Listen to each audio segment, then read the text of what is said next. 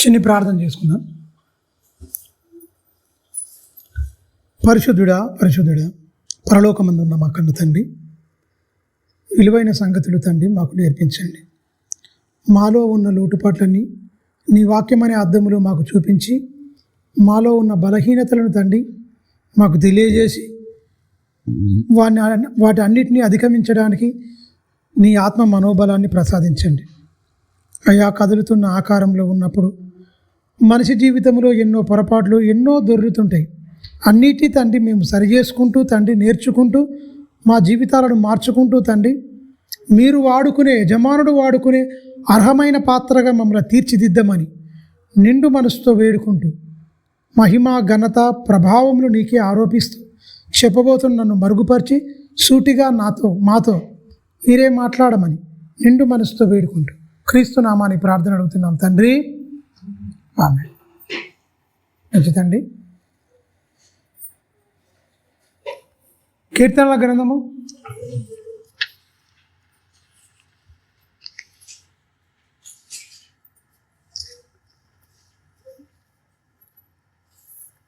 37వ అధ్యాయము. కీర్తనలు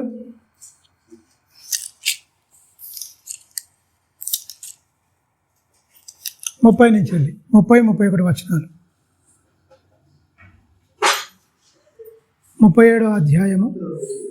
మీరు గమనించండి, ఇక్కడ నీతిమంతుల నోరు జ్ఞానమును గూర్చి గమనించండి వచించును, వారి నాలుక న్యాయమును ప్రకటించును.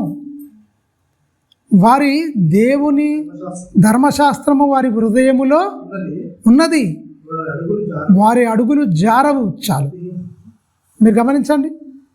నీతిమంతుల నోరు అట జ్ఞానమును గూర్చి వచించుతుందట, వారి నాలుక న్యాయమును ప్రకటిస్తుంది అంటుంది. మీరు గమనించండి, ప్రకటనలు ఎన్నో మనం చూస్తాం లోకములో, కానీ మనిషిని సన్మార్గములో ఒక నీతిమంతుడిగా తీర్చే ప్రకటనలు, ఉపదేశాలు ఏం ఉండవు. కానీ దేవుడు చెప్తున్నాడు ఇక్కడ ఖచ్చితంగా, వారి అంటే దేవుని ధర్మశాస్త్రం మన హృదయములో ఉంటే ఖచ్చితంగా మన అడుగులాట ఏమైపోతాయట, జారకుండా ఉంటాయట. ఎప్పుడు చెప్తున్నాడు ఈ మాటలన్నీ? క్రీస్తు పూర్వమే చెప్తున్నాడు. దావీదు ఇక్కడ చక్కని మాటలు చెప్తున్నాడు. ఆయన కష్టకాలంలో, ఇబ్బందుల్లో, విరుకుల్లో ఇక్కడ దావీదు గారు కీర్తన రాస్తూ చక్కని విషయాలు మనకు బోధిస్తున్నాడు. మీరు గమనించండి, ధర్మశాస్త్రం వారి హృదయములో, నా హృదయంలో ఉన్నది, నా అడుగులు జారవు అని చెప్తున్నాడు. నీతిమంతుల నోరు జ్ఞానమును గూర్చి వశించును. నీతిమంతుల నోరు జ్ఞానమును గూర్చి వశించును. ఏ జ్ఞానం? చాలా జ్ఞానాలు ఉన్నాయి కదా. లోక జ్ఞానం అనేది వేరు, దేవుని జ్ఞానం అనేది వేరు. వారి నాలుక న్యాయమును ప్రకటించును. దేవుని జ్ఞానములో న్యాయం ఉంది, ఇక్కడ న్యాయాలు లేవు. చట్టాలు ఉన్నాయి, చట్టాలు ఉన్నవారికే చుట్టంగా మారిపోయినాయి. పేదవాళ్ళకి న్యాయం ఎక్కడ జరుగుతుంది? నువ్వు కోర్టుకు పో, పోలీస్ స్టేషన్కి పో, ఎక్కడ పో, డబ్బు ఉన్నవానిదే హవా, ధనవంతులదే ఈ లోకములో ఉన్న హవా. పేదవాడు వాడు నీతిమంతుడైనప్పటికీ, వాడు చెప్పేది న్యాయమైనప్పటికీ, పేదవాని జ్ఞానం ఏం చేస్తుంది? నిరాకరింపబడుతుంది. వాడు పేదవాడు కనుక వాడి జ్ఞానైనా వాడి జ్ఞానం ఏమైపోతుంది? నిరాకరింపబడుతుంది, విసర్జింపబడుతుంది. ఎవడు వాడిని పరిగణలోకి తీసుకోడు, కానీ దేవుడు మాత్రం ఖచ్చితంగా తీసుకుంటాడు. చూడండి ఒకసారి కీర్తనల గ్రంథము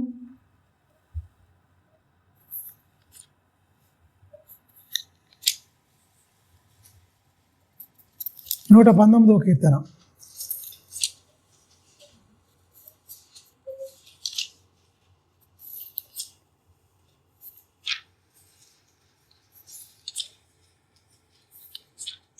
నూట 19 కీర్తన, 119వ కీర్తన చూడండి. 105 నుంచి వెళ్ళి మనం చదువుకుందాం. నీ వాక్యము నా పాదములకు దీపము, నా త్రోవలకు ఏమైందట? వెలుగై ఉన్నది. చక్కని విషయాలు చెప్తుండే ఇక్కడ. నీ వాక్యము నా పాదములకు దీపమును, నా త్రోవలకు వెలుగై ఉన్నది. నీ న్యాయ విధులు నాకు ఏమంటును? నేను అనుసరించేదను. నేను ప్రమాణము చేసి ఉన్నాను, నా మాట నెరవేర్చదు. అంటే ఆయన ఏం చేసిండు? ప్రమాణము. భక్తుడు చెప్తుండే ఇక్కడ మీరు గమనించండి, నీ వాక్యము నా పాదములకు దీపము. మనం చీకట్లో నడుస్తున్నాం అనుకోండి, గుంతలు బింతలు అనేది ఏమి ఉండదు. బాహ్య సంబంధంగా, ఆత్మ సంబంధంగా కూడా ఖచ్చితంగా మన అడుగులు జారకుండా, తప్పుడు వైపు అడుగులు వేయకుండా ఖచ్చితంగా. తప్పుడు అంటే అర్థం ఏంటి? సామెతల గ్రంథంలో ఉంటుంది. సామెతల గ్రంథంలో చక్కగా చెప్తాడు, ఒక పడుచువాడు, తెలివి లేనివాడు జారా స్త్రీ దారిలోకి వెళ్ళిపోతాడు, ఆ ఇంటి ముంగడ ఇటు తిరుగుతుంటాడు.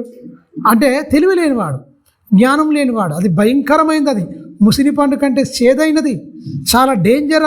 ఆ మార్గాలు కానీ అవి మంచిది కాదు. ఏది మంచి, ఏది చెడు, ఏది వివేకం కలిగి ఉంటే, దేవుని వాక్యం నీ పాదములకు దీపమై ఉంటే అలాంటి మార్గంలోకి వెళ్తాడా? అసలు వెళ్ళడు ఖచ్చితంగా. చూపులు మారుతాయి, మార్గాలు మారుతాయి, నడక మారుతుంది, మన స్నేహాలు అన్నీ మారిపోతాయి కదా ఖచ్చితంగా. అందుకనే ఇక్కడ కంపల్సరీ చెప్తున్నాడు భక్తుడు, నీ వాక్యము నా పాదములకు దీపము, నా త్రోవలకు వెలుగు. వెలుగు ఎలా చూపిస్తుంది? ఏది మంచో, ఎక్కడికి వెళ్ళాలి, ఎక్కడ చేయాలి. అందుకనే బైబిల్లో ఒక మాట ఉంటుంది, సువార్త ప్రకటించు వారి పాదములు సుందరములు అన్నాడు. అంటే ఏమిటికి ఇచ్చిండు ఇంపార్టెంటు? పాదాలకు ఇచ్చిండు. పాదములు గడప దాటితేనే కదా పెదవులకు పని. పెదాలకు ఎప్పుడు పని చెప్తాం? ఇంటనే ఉంటే పెదాలు ఏం మాట్లాడతాయి? ఏం మాట్లాడు, మౌని అవుతాయి. పాదాలు గడప దాటితేనే పెదాలకు పని. అందుకనే సువార్త ప్రకటించు వారి పాదములు, పెదాలని చెప్పలే, ముఖమని చెప్పలే, ఏమనలే, పాదములు సుందరములు అన్నాడు. అంటే ఈ కాళ్ళు బయటికి వెళ్ళి అడుగులు వేసుకుంటూ ప్రకటించే కాడికి వెళ్ళిపోతే అప్పుడు పెదాలకు పని. అప్పుడు జ్ఞానాంశములు అప్పుడు ఏం చేస్తుంది? పలుకుతుంది అని ఖచ్చితంగా ఇక్కడ చెప్తున్నాడు. నీ వాక్యము నా పాదములకు దీపమై ఉన్నది, దీపము నా త్రోవలకు వెలుగై ఉన్నది. నీ న్యాయ వీధులు అనుసరించేదను, నేను ప్రమాణము చేసి ఉన్నాను, నీ మాట ఏమంటుడు? నెరవేర్చేదవు. నిజమేనండి, ఆయన మాటలు మన బ్రతుకుల్లో నెరవేరుస్తాడు. అనుసరించి వాటి ప్రకారంగా మనం జీవిస్తే, వాటి ప్రకారంగా మనం బ్రతికితే ఖచ్చితంగా శరీర సంబంధమైన ఎన్నో మనకు ఉంటాయి. ఖచ్చితంగా బాధలు, కష్టాలు అన్నీ ఉంటాయి. అవి ఎప్పటిదాకా అంటే చావుతోనే రెండు దిగిపోతాయి. కష్టాలు, కన్నీళ్ళు ఎప్పటిదాకా ఉందంటే శరీరంలో ఆత్మ ఉన్నంత వరకే. బాధలు, కష్టాలు, కన్నీళ్ళు, నొప్పులు, రోగాలు, వేదనలు అన్నీ. కానీ మనిషి ఎప్పుడు ఏదైనా చూసుకోవాలంటే, మనిషి రోగంతో చచ్చిపోయినా కూడా పర్లేదు, నీకు పరలోకం ఇస్తాడు తప్ప పాపంతో చచ్చిపోతే పరలోకం ఇయ్యాడు. ఆరోగ్యంగా ఉంటావు కానీ పాపం నీలో ఉంటే వేస్ట్. అనారోగ్యంగా ఉంటావు, నీలో పరిశుద్ధత ఉంటే చాలు. శరీరానికి అనారోగ్యం ఉందనుకోండి, ఆత్మ పరిశుద్ధంగా ఉందనుకోండి, ఏమైపోద్ది? చచ్చిపోయినా కూడా ఈ రోగం పరలోకానికి అంటే నీకు తీసుకెళ్ళి నరకానికి రాదు, ఇటు పరలోకం వెళ్ళదు. కానీ పరిశుద్ధత మాత్రం నిన్ను ఎక్కడ తీసుకెళ్తుంది? ఎక్కడ తీసుకెళ్తుంది? పరదేశంలోకి తీసుకెళ్తుంది. పరలోకానికి నిన్ను అర్హునిగా మారుస్తుంది. అవునా కాదా? రోగం ఇక్కడ నిన్ను బాధిస్తుంది, ఇక్కడ నిన్ను ఇబ్బంది పెడుతుంది. ఆ పాపం ఉంటే ఖచ్చితంగా నీకు పరలోకానికి వెళ్ళవు, నరకానికి వెళ్ళిపోతాం. కానీ మనిషి దేనికి భయపడుతుండే ఇరికైనా? రోగానికి భయపడుతుండు, పాపాన్ని పర్వాలేదులే ఈజీ అనుకుంటుండు. పాపం అనేది మనిషిని భూమి మీద బాధించదు కానీ ఆనందపరుస్తుంది. పాపం అనేది మనిషికి ఆనందమే అనిపిస్తుంది భూమి మీద. అదేమి నీకు బాధ, ఇబ్బంది అనిపించదు. కానీ ఏదనిపిస్తే ఎరికైనా? రోగం అనిపిస్తుంది. చాలా బాధ, వేదన శరీరంలో ఉంటుంది కదా. కానీ అదేముంటుంది? లోపలలో అంతర్భాగంలో ఉండి పాపకార్యములు మొత్తం పాపేచ్చలు కార్యసాధకములు అవుతాయి. ఆనందమే ఉంటుంది, మోహచూపు ఆనందం, వ్యభిచారం చేస్తే ఆనందం, దొంగతనం చేస్తే ఆనందం, అబద్ధం చెప్తే ఆనందం. ఈ శరీరానికి అన్ని ఆనందాలే. ఏది? ఈ పాపానికి సంబంధించింది శరీరానికి ఏం నొప్పిదాలుగానియదు. అదే రోగం వచ్చిందనుకోండి, బాధ వచ్చిందనుకోండి, కష్టంగా ఉంటుంది, ఇబ్బందిగా ఉంటుంది. ఆ ఇబ్బందులన్నీ అధిగమించి మనం ఆత్మను పరిశుద్ధి, ఎలాంటి కపటం లేకుండా, ఎలాంటి కలంకం లేకుండా నిర్మలమైన మనస్సాక్షి కలిగి మనం జీవించినాం అనుకోండి, రోగం ఉన్నా మనం చచ్చిపోయినా కూడా ఇబ్బంది ఏముండదు. ఎందుకంటే రోగము శరీరం ఇక్కడనే అయిపోద్ది, అది మట్టిలోకి వెళ్ళిపోద్ది, అది ఇబ్బంది ఉండదు. పాపం మాత్రం మట్టిలోకి వెళ్ళిపోయేది కాదు సుమా, నీ ఆత్మతోనే వస్తుంది అది, నీ ఆత్మతోనే వస్తుంది అది. పాపం భూ సంబంధమైంది, రోగం భూ సంబంధమైంది, శరీర సంబంధమైంది, చచ్చిపోతే ఇక్కడనే అయిపోద్ది అది. కానీ పాపం మాత్రం నేను వెంటాడి వేటాడి వెళ్ళొస్తూనే ఉంటుంది. పాపం ఈ లోక సంబంధమైంది కాదండి, తెలుసా? నువ్వు చచ్చినాక కూడా నీ ఎమ్మటి వచ్చి నిన్ను నరకానికి తీసుకెళ్ళేది పాపం. రోగం ఇక్కడ వరకే స్టాప్ అయిపోతుంది. మనందరికీ తెలుసు లాజర్ గురించి. అతనికి రోగం ఉంటుంది, భయంకరమైన కురుపులతో నిండు అంత ఉంటుంది. చచ్చిపోయే వరకలు ఏమైపోయింది? మంచి దేహం, మహిమ దేహం వస్తాయి, దేవదూతలు వచ్చి ఎత్తుకొని పోతాయి మంచిగా. అబ్రహాం రొమ్మున అనుకుంటూ ప్రతిరోజు తింటుండు, త్రాగుతుండు, మంచి బట్టలు వేసుకుంటుండు, సంఘంలో సమాజంలో గొప్పవాడుగా పిలిపించుకుంటుడు. పాపం ఈడు కూడా చచ్చిపోయాడు, ధనవంతుడు కూడా చచ్చిపోయాడు. ఆరోగ్యం ఉంది దీనికి, తిన్నాడు తాగిండు. అనారోగ్యం ఎవరికి ఉంది? లాజర్కు ఉంది. ఆరోగ్యం ఎవరికి ఉంది? ధనవానికి ఉంది, ధనవంతుడికి ఉంది. కానీ అనారోగ్యం ఉంది కానీ పాపము లాజర్లో లేదు. కానీ వీనికి ఆరోగ్యం ఉంది కానీ ఈయన దేహంలో ఏముంది? పాపం ఉంది. బాగా గమనించాలి. పాపం అనేది నిన్ను పట్టేసింది అనుకో, అది వదిలేదండి, తెలుసా? ఇక బంక లెక్కనే అనుకో, బంక లెక్కనే. బంక అంటే పోదు సామాన్యంగా, తెలుసా? మొండిగా ఉంటుంది, మరకలు, ఈ బంక లాంటిది కొన్ని ఉంటాయి. అది పట్టుకుందంటే పోదు. ఈ పాపం కూడా భయంకరమైన మరక. దాన్ని శుద్ధి చేసేది ఈ లోకంలో ఏది లేదు. అందుకనే పరలోకం నుంచి వచ్చింది. ప్రతి పాపాన్ని శుద్ధి చేయడానికి పరలోకం నుంచి వచ్చింది ఒక మందుగా. నీ అంతరంగాన్ని, నీ ఆత్మను శుద్ధి చేసి నిన్ను క్లీన్ చేసేది ఏదైనా యేసుక్రీస్తు రక్తం సుమా. లోకంలో నీకు ఏమేమి వాడతావో పెద్ద పెద్దవి ఎన్నో కంపెనీలు వచ్చినాయి కదా, బట్టల మీద పడ్డ మరకలు ఇవన్నీ ఉంటాయి కదా, మరకలు తీసేసుకుంటేందుకు చాలా వరకు రకరకాలుగా ఉంటాయి. కానీ మీరు గమనించండి, లోకంలో తీసేసే మరకలు కాదు, అందరికీ సర్వమానవాళికి ఒక పాపం అనే మరక అంటింది. దాన్ని తీయాలంటే ఎవరెరికైనా క్రీస్తు రక్తమే, క్రీస్తే. ఇంకా వేరేటోళ్ళు ఎవరు తీయలేరు, ఎవరి వల్ల కాదు. అన్నదమ్ములు ఉన్నా, మన బంధుమిత్రులు ఉన్నా, నా వాళ్ళు ఎవరున్నా సరే, బాహ్య సంబంధంగా నాకు కష్టం వచ్చిందంటే అందరు నాకు అండగా నిలబడుతుండొచ్చు, అందరు నిలబడతారు. కానీ నాకు బదులుగా నా స్థానంలో ప్రాణం పెట్టింది యేసుక్రీస్తు ఒక్కడే. అందుకనే అందరికంటే మిన్నగా నన్నే ప్రేమించాలి అన్నాడు. అన్నదమ్ములు, అక్కచెల్లెళ్ళు అందరికంటే, తల్లిదండ్రుల కంటే ఎక్కువగా నన్ను ప్రేమించు, ఎందుకంటే నీకోసం నేను చనిపోయాను, నీకోసం నీ వారు ఎవరు ప్రాణం పెట్టరు. అంతేనా కాదా? నీ అడుగులు తడబడకుండా, తొట్టిల్లకుండా కాపాడింది ఎవరండి? దేవుని వాక్యమే. నీ అడుగులు జారవు, నీ తోవలకు వెలుగు, నువ్వు పాపంలో పడవు. ఆత్మీయంగా తీసుకోవాలి. ఇది శరీర సంబంధంగా వెలుగు, ఈ శరీర సంబంధంగా నీకు టార్చర్ ఉండాలి, ఎలుగు ఉండాలి, పోవాలి అడుగులు వేస్తుంటే. నీ ఆత్మీయ జీవితంలో నీ అడుగులు తడబడకుండా, జారకుండా, నువ్వు స్థిరంగా ఉండడానికి నీ మనసు ఇటు అటు తిరగకుండా ఉండకుండా, శరీరానుసారమైన మనసు కలిగి పాపంలో పడకుండా, ఆత్మ సంబంధమైన మనసు కలిగి చక్కగా నువ్వు నడవడానికి దేవుని వాక్యం నీ మార్గములన్నింటినీ సరళం చేసి నీకు తోడుగా ఉండి, నీడగా ఉండి నిన్ను బలపరిచేది దేవుని వాక్యం. మీరు గమనించండి, ఇందులోనే 31 ఇందులో 30 వచనం చూద్దాం, 130 చూద్దాం. అదే 119లోనే మీరు గమనించండి, నీ వాక్యములు వెల్లడగుల తోడనే వెలుగు కలుగును. ఇక్కడ ఏమంటుంది?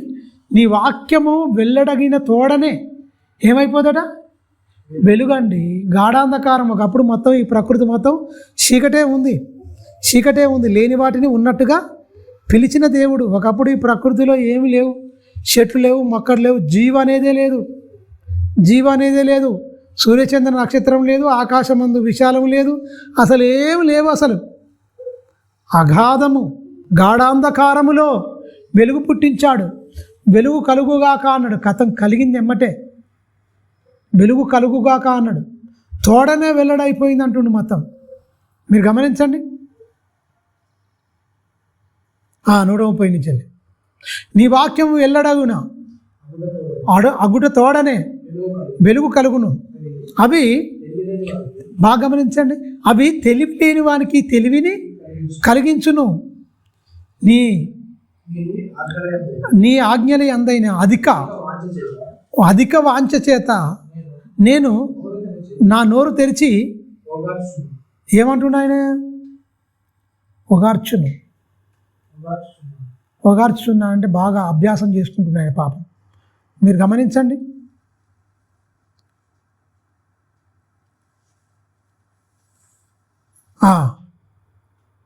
కింది వరకు ఇంకోలే. నీ నామమును ప్రేమించు వారికి నువ్వు చేయదగినట్లు నా తట్టు తిరిగి నన్ను కర్ణింపుము. నీ వాక్యమును బట్టి నా అడుగులు స్థిరపరచుము అంటున్నాడు. చాలు. ఏమంటున్నాడు చూడండి. ఏ పాపము నన్ను ఏలనీయకుము. ఏ పాపము నిజంగానే ఏలనీయదు. నీ ఉపదేశములు నేను అనుసరించినట్లు మనుషుల బలత్కారము నుండి నన్ను బాగా గమనించండి, నన్ను విమోచించుము. అంటే దేవుని వాక్యమే జ్ఞానం బోధిస్తుంది. దేవుని వాక్యం ఉంటేనే మనిషి బాగుపడతాడు ఈ లోకంలో ఎలా ఉండాలో చెప్తుంది. ఈ మరణాంతరం కూడా ఏమైపోతుంది, నీకు మరో జీవితం ఇస్తాడు అని ఖచ్చితంగా ఇక్కడ వాక్యం మనకు సెలవిస్తుంది. మీరు గమనించండి. ఓగార్చును అంటుండు. నీ నామమును ప్రేమించు వారికి నీవు చేయదగినట్లు నా తట్టు తిరిగి నన్ను కరుణింపుము. నీ వాక్యమును బట్టి నా అడుగులు చిరపరచుము.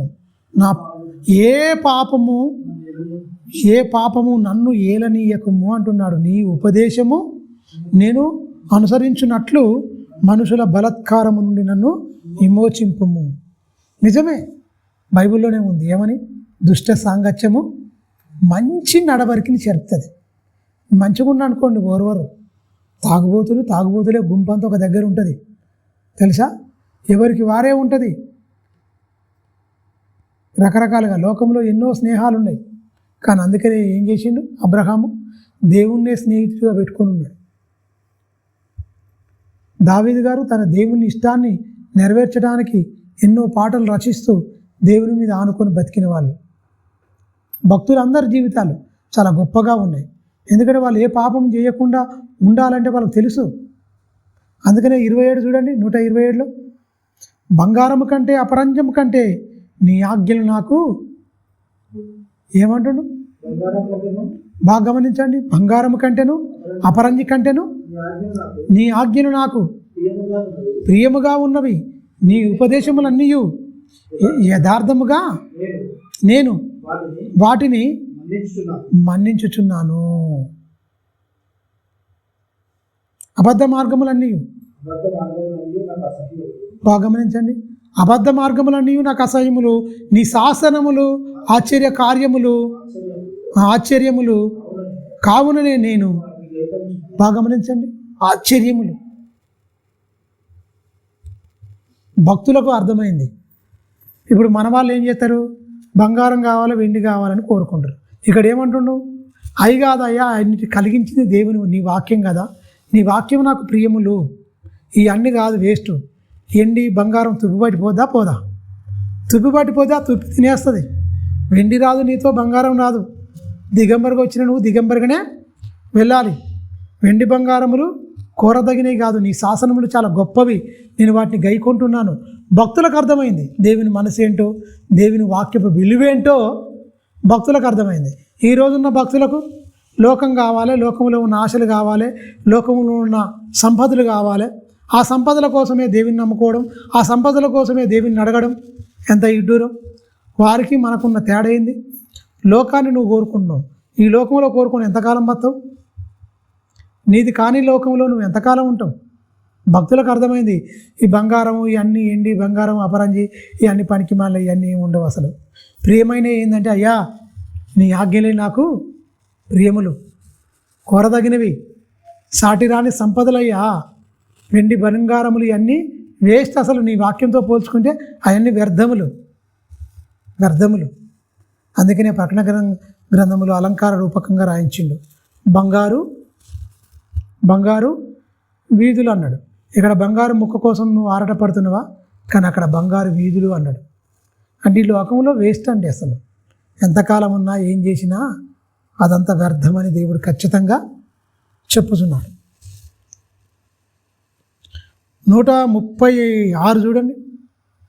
జనులు నీ ధర్మశాస్త్రమును చూడండి, జనులు నీ ధర్మశాస్త్రము అనుసరింపకపోయినందుకు నా కన్నీరు ఏరులై పారుచున్నది. భక్తులకు ఎవరికైనా ఉందా? జనులాట ధర్మశాస్త్రమును అనుసరించకపోయినందుకట నా కన్నీరు మొత్తం ఏరులై పారుతుందయ్యా. భక్తుడు చెప్పుకుంటున్న బాధ. తండ్రితో కనెక్ట్ అయిపోయిన వాళ్ళు, దేవునితో కనెక్ట్ అయిపోయిన వాళ్ళు, నువ్వు ఎంత కష్టపడ్డవై అనంతమైన విశ్వాన్ని సృష్టించడానికి, 9 మాసాలు తల్లి గర్భములో మనిషిని నిర్మించడానికి, ఎన్నో కొన్ని కోట్ల కణాలు నేల రాలిపోతే నిన్నే తల్లి అండంతో ఫలదీకరణం చెందించి ఆ అపురూపమైన ఆకారాన్ని అరచేతిలో చెక్కుకొని ఈ లోకాన్ని పంపిస్తే నువ్వు దొంగగాను వ్యభిచారిగాను నువ్వు ఇలా అయిపోతే ఏమనుకుంటాడు తండ్రి? జనులు కట్టులేక తిరుగుదురు అంటాడు. జనులు కట్టులేక, దేవుని ఆజ్ఞ లేకనే భయం లేదు, భక్తి లేదు.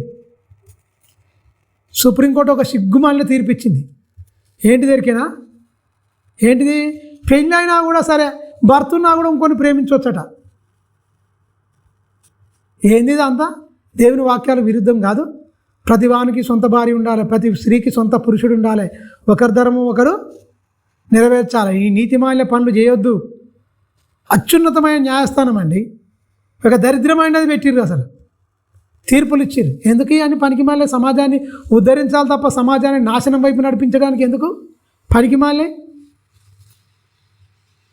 మన ఒక ఆమెను హీరోయిన్ ఇంటర్వ్యూ చేస్తారు.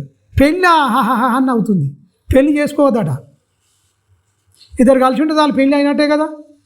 ఇష్టం ఉన్నంత కాలం ఉంటారు, తర్వాత వారంత వాళ్ళు విడిపోతారు. పిల్లల కోసమే కదా పెళ్ళి. ఒకరి మీద ఒకరికి అజమాయిషి అయింది, ఒకరి మీద అధికారం అయింది. ఏంది దిక్కుమాలి ఆలోచనలు వస్తున్నాయి? దేవుని వాక్యం లేకనే కదా. సర్వనాశనం వైపు వెళ్తుంది తెలుసా లోకం మొత్తం. చదువు పంపిస్తున్నారు మొత్తం పిల్లలను, యువతను మొత్తం హాస్టల్ వేసి కొన్ని 100 లక్షల రూపాయలు పెట్టి చదివిపిస్తారు. వీళ్ళు చేసే పనులు ఏంటంటే అన్నీ ఏదో పనులే. సమాజం ఎటువైపోతుంది? చదువులు అంటే సంకనాకుతున్నాయి జీవితాలు మొత్తం. జీవితాలు మంచిగా లేవండి తెలుసా. మీరు మైత్రివనం కాడ పోయి అమీర్పేట ఉంటుంది కదా, మైత్రివనం, అక్కడ పోయి చూడండి. సాయంత్రం పూట 2 గంటల దాకా ఏం మామూలు చేస్తారండి? నాకు అర్థం కాదు. 2-3 గంటల దాకా ఏం చేస్తారు? ఆ తిండి కూడా అట్లే తింటారు దౌర్భాగ్యులు. అంటే దేవుని వాక్యం లేకనేనండి. ఆయన కన్నీరు ఏమైపోతుంది? ఏమవుతున్నాయి మనకు తెలుసు కదా. వర్షం పడితే ఏరు పొంగుతుంది కదా, బాగా ఏరులో పారుతున్నది అంటాడు కదా. అంత వేదన ఎవరి కోసం? ఆయన చెడిపోయినందుకు కాదు. ఈ దౌర్భాగ్యులు మొత్తం దేవుని సంకల్పం ప్రకారంగా పుట్టినవాడు ఒక్కడు కూడా దేవుని గురించి బతలేడు కాబట్టే వేదనతో, బాధతో కంటే నా కన్నీరు మొత్తం ఏరులై పారుతున్నాయ్యా. ఈ జనులు మొత్తం నీ ధర్మశాస్త్రం అనుసరించలేరు. దేవుని మాట్లాడి నవ్వు, దేవుని మాట్లాడి అపహాసం, దేవుని మాట్లాడే నిర్లక్ష్యం నరజాతికి. బాగుపడతారా? దేవుని వాక్యాన్ని దూరం పెట్టుకొని, దేవుని వాక్యాన్ని నిర్లక్ష్య పెట్టి ఎన్ని రోజులు పోతాం చెప్పండి? కొన్ని రోజులు అయితే కాళ్ళు నడవదు, తర్వాత కంటి చూపు, తర్వాత శివురిన పడవు, ముసలి వస్తుంది, 3 గాళ్ళు అయిపోతాయి. కట్టె పట్టుకొని ఉప్పుకుంటూ అడుచుడు అయిపోద్ది. తర్వాత పుట్టిన దాస్తాం టక్కును తీసుకుపోయి పెట్టిలో పెట్టి మట్టిలో పెట్టేస్తారు. ఎంతకాలం అండి మనది అంతా? మన బలము, మన శక్తి ఎంతకాలం ఉంటుంది చెప్పండి? మన జన్మ వృత్తాంతం ఎరిగి ఉండాలి ఖచ్చితంగా. దుర్దినములు రాకమునిపే నీ సృష్టికర్తను స్మరణకు తెచ్చుకో. ఈ దినముల యందు నాకు ఏ సంతోషం, ఈ ముసల్తానాన్ని నాకు ఏమైనా సంతోషం కలుగుతుందా? ఏమి లేదు అసలు. నీ బాల్య దినములందే నీ సృష్టికర్తను స్మరణకు తెచ్చుకో. ఆయన స్మరణ నామస్మరణలో ఉండు అంటాడు ప్రసంగి గారు. అన్ని అనుభవించినవాడు, ఆయన కంటే గొప్పగా లోకాన్ని అనుభవించినవాడు ఒక్కళ్ళాడు భూమి మీద తెలుసా. ఎంతమంది భార్యలు? 1000 మంది అండి. 1000 మంది. బంగారం వెండి ఉట్టిదేనట అక్కడ. ఎండి అయితే అసలు ఎంచదగందట. రోడ్ల మీద ఇట్లా మొత్తం స్వర్ణ పరిపాలన అంటారు కదా, అలాంటి పరిపాలన చేసిండు ఆయన దావీదు గారు.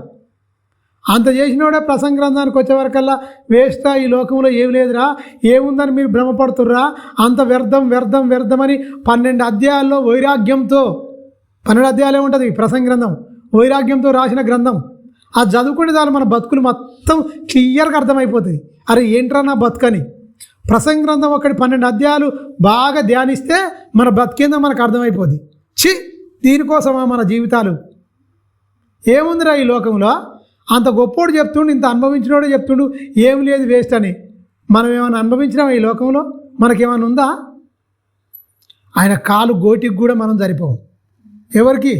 సొలొమోను కాలు గోటికి కూడా సరిపోం. ఆయన ఇంట్లో పని మనుషులు పనిచేసినోడు కూడా తిన్నట్టు కూడా అనుభవించినట్టు కూడా మనకు లేదండి, తెలుసా? ఆయన దగ్గర పనులు ఉంటారు కదా. షేబా దేశపు రాణి వచ్చింది ఆయన జ్ఞానం వినడానికి. మీరు గమనించారా? ఎంత జ్ఞానం పొందుకున్నవాడు, ఎంత భ్రష్టుడు అయిపోయాడు, ఎంత వేస్ట్గా, ఎంత ఇది అయిపోయాడు. ఆయన మొత్తం విగ్రహారాధనలు చేసి ఒక బలిపీఠాలు కట్టి అంత పెంట చేసుకుంటాడు. మొత్తం చాలా ఏడుస్తాడు, చాలా పశ్చాత్తాపడతాడు. ఇంతమంది ఒక మనుషుని భ్రష్టుడిగా చేయడానికి 1000 మందిని ఎన్నుకుంటుంది అపవాది, స్త్రీలను. తెలుసా? బలహీనరాలు ఎవరంటే అపవాది, ఉరిలో పడేవాళ్ళు ఎవరంటే స్త్రీలే. పాపం అవ్వమ్మ నుంచి స్టార్ట్ చేసింది వాని పరంపర జైత్ర యాత్ర. ఎక్కువ బలహీనులుగా టక్కున పాపంలో పడగొట్టేది, పడిపోయేది ఎవర్రా అంటే స్త్రీలనే ఎంచుకుంటుంది. జ్ఞానవంతురాలు ఇల్లు కట్టుకుంటుంది. కొంతమంది జ్ఞానవంతురాలు ఉండరు బైబిల్లో, కొంతమంది వేల మీద లెక్క పెట్టుకోవచ్చు, కానీ పడిపోయిన వాళ్ళు ఎక్కువ మంది ఉన్నారు. చూపించిన దేవుడు, నా జ్ఞానం ఉన్న వాళ్ళు చాలా గొప్పగా ఉంటారు. తెలుసు కదా మనందరికీ. మోయాబు దేశంలో బతది నయోమి. వాక్యం అండి, హృదయంలో వాక్యం ఉంది. వాక్యం గంటల కమానం చెప్పిందా కోడళ్ళకు? గంటల కమానం వాక్యం చెప్పిందా? అసలు ఆమె దగ్గర వాక్యం ఉందా? గ్రంథం ఉందా? ఆలోచించిరా? అది మొత్తం 4 అధ్యాయాలు ఉంటుంది. ఋతు గ్రంథం జస్ట్ 4 అధ్యాయాలు ఉంటుంది. ఓ కుటుంబ నేపథ్యం, ఒక భక్తి పరవశం, ఓ కుటుంబ నేపథ్యం, ఒక భక్తి గీతం అని చెప్పు. మంచిగా ఎలా ఉండాలి, ఎలా ఉండకూడదు, అత్త పాత్ర ఏంటి, కోడల పాత్ర ఏంటి, కొడుకుల పాత్ర ఏంటి, ఏమాత్రం తల్లిదండ్రులకు చెప్పిరా? 10 సంవత్సరాలు కాపురం చేసిరు. ఈ దౌర్భాగ్యులు పెళ్ళి అయిన వెంటనే ఒక నెల 2 నెలలకే వేరైపోతురు. ఉమ్మడి కుటుంబాలు ఏడుంటున్నాయి, లొల్లు పెట్టుకొని అంత గబ్బు లేపుతురు మొత్తం. దేవుని బిడ్డలే మీరు గమనించండి. ఉమ్మడి కుటుంబాలుగా పండి విలువరు. అత్త అంటే ఏంటి, మామ అంటే ఏంటి, మరిది అంటే ఏంటి, బావ అంటే ఏంటి, ఈ బంధాలు అనే ఏంటి అని బైబిల్ ఖచ్చితంగా చెప్పింది. పెళ్లి గురించి పెద్ద ప్రస్తావించలే బైబిల్. మీరు గమనించలే లేదో? పెళ్లి గురించి పెద్దగా ప్రస్తావించలే. పెళ్ళి అయినాక ఎలా ఉండాలో చెప్పింది బైబిల్. పెళ్ళి అయినాక భర్త భార్యలు ఎలా ఉండాలో చెప్పింది. ఆ వాక్యం బాగా మనకు అర్థమైతే బాగుంటుంది. నిజమే కదా? మరి కుటుంబాలు ఏడిపే ఉంటుందిగా. వాక్యం ఉంటేనో భర్తకు వాక్యం వచ్చి భార్యకు వాక్యం వస్తే ఒకరినొకరు కొట్టుకోరు, తిట్టుకోరు, మంచిగా ఉంటారు. లేకపోతే ఏరులై పారుతుంది మరి కన్నీరు. వీడు తాగొత్తాడు, తడిపోతాడు, దెబ్బడి దిబడే ఎత్తాడు, భార్యను కొడతాడు. ఆమె రెబలై ఆమె కూడా తిడుతుంటుంది. మొత్తం నాశనం అయిపోద్ది. కుటుంబాలు కూడా ఎందుకు అయిపోతున్నాయి చెప్పండి? విచ్ఛిన్నం ఎందుకు అయిపోతున్నాయి? ఈ భక్తుడు ఏడుస్తుండని మనం అనుకుంటున్నాం. ఒక్కసారి ఇంటే మొత్తం చూడండి. ఒకసారి ఈ లోకాన్ని మనసులో పెట్టుకొని మొత్తం బైబిల్ చదవండి. ఎంత పనికిమాలిన లోకం అయిపోయిందో, ఎంత దుష్ట లోకం అయిపోయిందో. తల్లిదండ్రులు పిల్లలు వింటురా? పిల్లలు తల్లిదండ్రులు లోబడుతురా? లోబడిన పిల్లలు ధన్యులు. లోబడుకుంటా మంచిగా తల్లిదండ్రులకు ఉంటే దేవుని వల్ల ఆశీర్వాదం పొందిన బిడ్డలు అయితే వాళ్ళు. ఇక తండ్రికి ఎదురు చెప్పుకుంటూ, తల్లికి ఎదురు చెప్పుకుంటూ, ఇక అని ఇక మొత్తం ఎదురు చెప్పే వాళ్ళందరూ ఎట్లా? అలా జీవితాలకు వేస్ట్. అందుకనే ఏమైపోతాడు? కారు చీకట్లో వాళ్ళు దీపం ఆరిపేస్తాడు. అందుకనే మీరు ఎక్కడ చూడండి ఫ్లెక్సీలు, శ్రద్ధాంజలి అంటే వాళ్ళు ముసలోడు కూడా కనిపిస్తలేడు.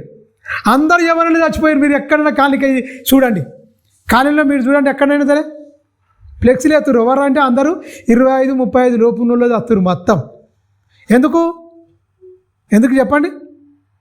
దేవుని మాటలు లేక, తల్లిదండ్రులను ధిక్కరించి, తల్లిదండ్రులను కొట్టి, ఈ తప్పురా అంటే కదా తల్లిని కొడుతోడు ఒకడు, తండ్రిని కొడుతోడు ఒకడు, చిడితోడు ఒకడు, ఎవడు కనమని చెప్తాడు ఒకడు. పనికి మాలిన ఈ దరిద్రం మాటలు మాట్లాడేది అందరూ అర్ధాంతరంగా చచ్చిపోయి ఆ ఫ్లెక్సీల మీదకి ఎక్కుతురు. ఎందుకు దేవుడా ఇట్లా అనుకుంటే బైబిల్ చదివిన ఆయన మొత్తం రాయించి పెట్టినా అన్నాడు. వాళ్ళు పొగరెక్కి మదించి ఇలా అయిపోయారు. వాళ్ళని నేను ఉంచుతానా? గుర్రముల వలె వాళ్ళు చిక్కిలించి అంటాడు, తిరుగులాడుదురు అంటాడు. మీరు గమనించండి, ఇర్మియా గ్రంథం ఎదుకెళ్ళి మీరు చూడండి అని వాళ్ళు ఇలా చేసిరు. గుర్రములు ఎలా ఉంటాయి? బలిసిన గుర్రాలు. ఆయుడితో పోల్చిండు పురుషులను కానీ స్త్రీలను కానీ. తెలుసా? ఆ గ్రంథాలు చదువుతుంటే ఏంద్రా నాయన ఈ మానవజాతి ఇట్లా అయిపోయింది. అప్పుడే ఎలాంటి టెక్నాలజీ లేనప్పుడే మనుషుల మనస్తత్వం ఏంటో ఆవిష్కరించి గ్రంథంలో రాయించిండు. పనికి మాలినోళ్ళు ఇలా తయారైపోతారు, నా జనం ఏంది ఇట్లా అయిపోయిందని. భక్తుడు ఏమంటాడు ఇకనా, నాది మొత్తం జనులు ధర్మశాస్త్రమును పోయినందుకు నా కంట కన్నీరు ఏరులై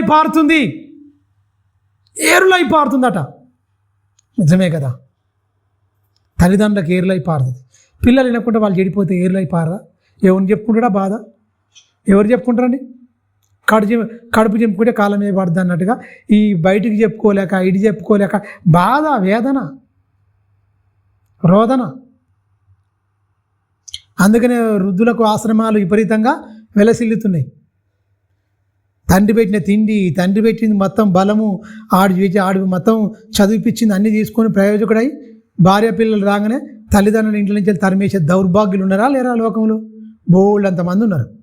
దేవుని బిడ్డలు కూడా ఎక్కడో విదేశాల్లో పోయి ఉన్నారు. వీడు చచ్చిన కూడా బతికిన వాడు శాస్త్ర కూడా అక్కడ ఉన్న వాళ్ళని చేసేరి వీడియోలు పంపండి, సిగ్గులేని మొక్కలు పెట్టుకొని వీళ్ళకు దీవెనకరంగా ఉంటుందా? శాపగ్రస్తులు అయితే మొత్తం ఇట్లా ఉన్నోళ్ళు, తల్లిదండ్రులను చూడనోళ్ళు, ఇవన్నీ మొత్తం చేయని వాళ్ళు వేరులు అయిపోతుంటుంది. తల్లిదండ్రులు కుమ్మిలి చచ్చిపోతారు. ఏమంటారుగా, తలంత బలగం ఉన్నా తలంటే దిక్కు లేదంటారు. సామెత ఏముంటుంది దొరికినా, తలంత బలగం ఉన్నా అంటే తలెంటికలంతా ఇంతమంది ఉంటే ఏం లాభం? వచ్చి నీళ్ళు పోయకుండా, తానం చేయకుండా, మంచేదో చేయకుండా చూడకుండా తలంత బలగం ఉందయ్యా, నాకు తల అంటే దిక్కు లేదు అని చెప్పుకుంటారు. నిజమే, కడుపులో పుట్టిన వాళ్ళే శత్రువులుగా మారిపోతుంది. ఎందుకంటే దేవుని వాక్యం లేక, ఆ సమాజాన్ని సంస్కరించే వాళ్ళు లేక భ్రష్టు పట్టిపోతుంది సమాజం. తెలుసా, ఏర్లై పారుతుంది, బాధపడుతున్నా అంటుడు. కీర్తనల గ్రంథం 143.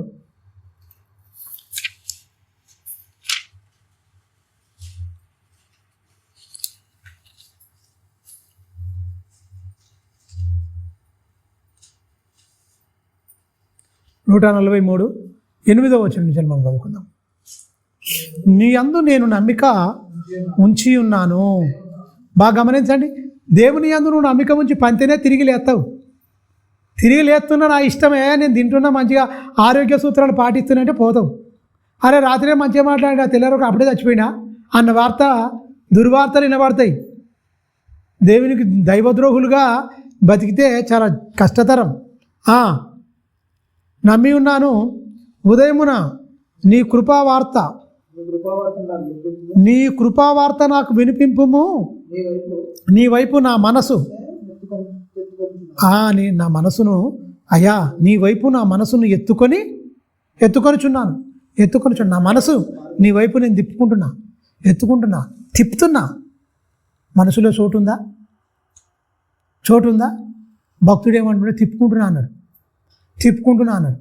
కొత్త నిబంధనకు వచ్చేవాడు భ్రష్టులు ఏం చేసిరో చూడండి ఒకసారి. మనసు అట్లా తిప్పుకోలేదట. మళ్ళీ ఇక్కడికి వద్దాం.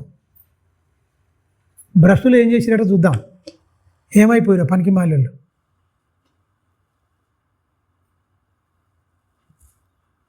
27 మొదటి అధ్యాయము రోమాపత్రిక 27 నుంచి చూద్దాం. 27 అటువలనే పురుషులు కూడా స్త్రీ యొక్క స్వాభావికమైన ధర్మమును విడిచి, మొదటి అధ్యాయం రోమీలకు రాసిన పత్రిక మొదటి అధ్యాయము 27వ వచనం. అటువలే అంటే ఏంటి? వీళ్ళు స్వరింగ సంపర్కులు. అందుకనే ఇప్పుడు ఏం చేస్తారు, ఆడవాళ్ళు పెళ్లి చేసుకుంటారు, మొగోళ్ళు పెళ్లి చేసుకుంటారు. దౌర్భాగ్యులు. ఇది ఎప్పుడో చెప్పిందండి, మొదటి శతాబ్దంలోనే రాయబడింది గ్రంథం.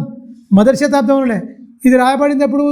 క్రీస్తు శకం 65-60లో రాయబడ్డది ఇది, తెలుసా? అటువలే పురుషులు కూడా స్త్రీ యొక్క స్వాభావికమైన ధర్మమును విడిచి పురుషులు అవాచ్యమైనది చేయుచు తమ తప్పిదములకు తగిన ప్రతిఫలమును పొందుతారు. చచ్చిపోతారు దరిద్రులు అని చెప్తున్నా. ఒకరి ఎడల ఒకరు కామకప్తులైరని చెప్తూ ఎందుకు ఇట్లా భ్రష్టులు అయిపోయారు, ఎందుకు ఇట్లా మారిపోయారు అంటే 28 వచనములో మంచి క్లారిటీ ఇస్తుండు. మరియు వారు తమ మనసులో దేవునికి చోటు నీయనొల్లక పోయిరి గనక చేయరాని కార్యములు చేయుటకు దేవుడు భ్రష్ట మనసుకు అప్పగిచ్చిండు. మనసు తిరగలే ఈ పనికి మాలోలకు. ఎక్కడ మాలిపోయారు? కామకత్తులయ్యారు. ఏమయ్యారు? భ్రష్టులయ్యారు. దేవుడు ఏం చేసిండు? భ్రష్ట మనసుకు అప్పగించిండు. ఈ భ్రష్టులు మంచోళ్ళు గారండి. అవకాశాలు ఎన్నో ఇచ్చిండు.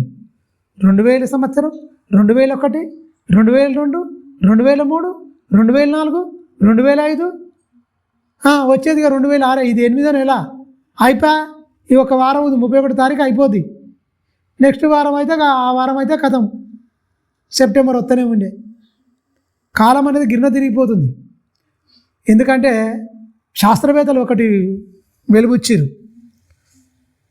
భూమి వేగం స్పీడ్గా తిరుగుతుందట దినాలు కొద్దిగా చేయడానికి.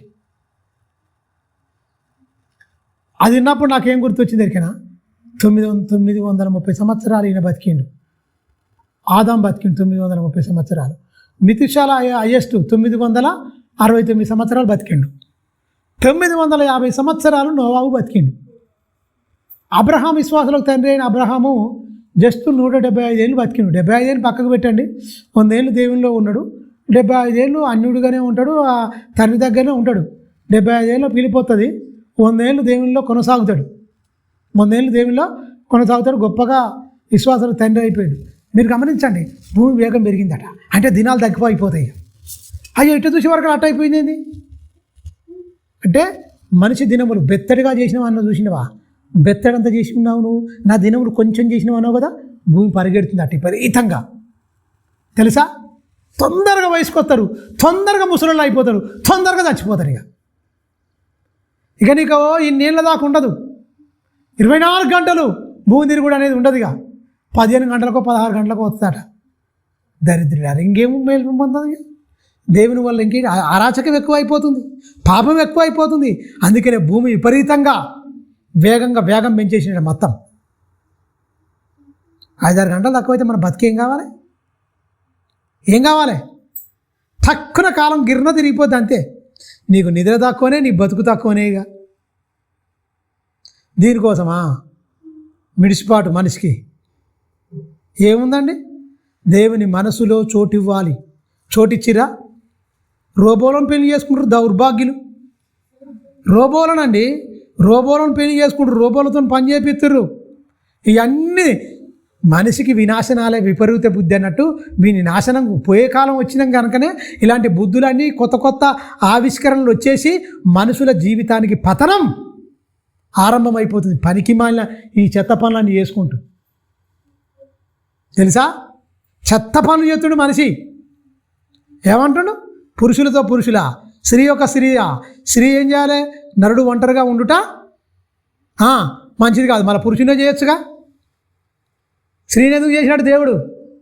పనికి మాలిన చెత్త ఆలోచనలు. ఒకరి మీద మాకు అజమాయిష్ ఎందుకు? పురుషుడు మా మీద అజమాయిష్ ఎందుకు? ఆ స్త్రీ మాకెందుకు ఇవ్వకు? దేవుడు పెట్టిన నియమాన్ని మొత్తం వీళ్ళు మార్చేసి దౌర్భాగ్యులు.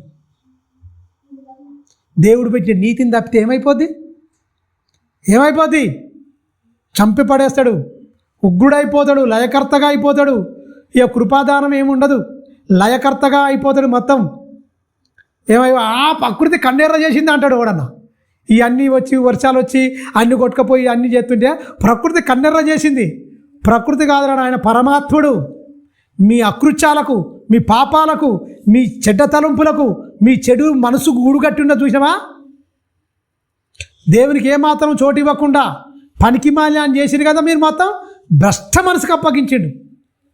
పోర్ర భ్రష్టులారా మీరుగా. ఎన్నో అవకాశాలు ఇవ్వాలా మీకు? ఎన్నిసార్లు మిమ్మల్ని ప్రేమించాలి? ఎన్నో అవకాశాలు, ఎన్నో సంవత్సరాలు ఇచ్చినా భక్తిహీనులను దేవుని ఉగ్రత నాశనం దినం వరకు వీళ్ళందరూ కలగజేయబడరు. వీడు మారడు. ఎన్నో అవకాశాలు ఇచ్చాను, నా కుమారుడు క్రీస్తుని కూడా పంపించాను. వీళ్ళ కోసమే కదా బలియాగం. ఈ దైవ ద్రోహుల కోసం నా కుమారుడు చచ్చిపోయిండు. గుర్తించిర్రా? బతుకుతుర్రా? ఆయన మనసు ఎత్తిండాడు చూడండి, మనసు తిప్పుకుంటాట. 8వ వచనం, నీ యందు నేను నమ్మిక ఉంచి ఉన్నాను. ఉదయమున నీ కృపావార్త నాకు వినిపింపుము తండ్రి. నీ వైపు నా మనసును ఎత్తుకొనుచున్నానయ్యా. ఇది కదా మనసు ఎత్తుకుంటున్నావా? కృపావార్త తింటున్నావా? కొద్దిగానే ఎవరితో మాటలు లొల్లి పెట్టుకోవాలి. వాడు రాత్రికి మాట అన్నాడా, పొద్దుగా లేవని కొంతమంది పనికి మాలిన మాటలు ఇక ఒళ్ళెత్తుంటారు వాడు వినాలన్నట్టు. పొద్దుగా లేవగానే అక్కడ పొద్దుబడ ముందుగా వీడిని చదువు చదువుతుంటారు ఈ దరిద్రుడు. ఎందుకు? భ్రష్ట హృదయం.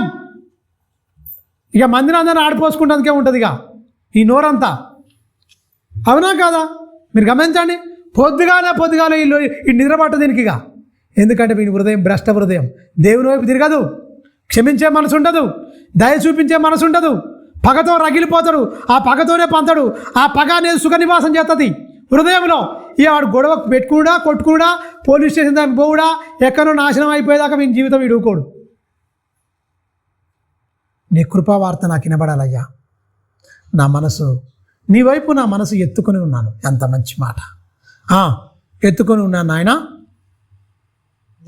నేను నడవవలసిన మార్గమును నాకు తెలియజేయము తండ్రి, తెలియజేయము. ఏ మార్గములో నడవాలి, నేను ఎక్కడ నడవాలి, నేను ఎక్కడికి వెళ్ళాలి? లోకమంతా దుష్టుని అని పడి ఉంది. నీ వాక్యము నాకు దీపంగా ఉంచయ్యా.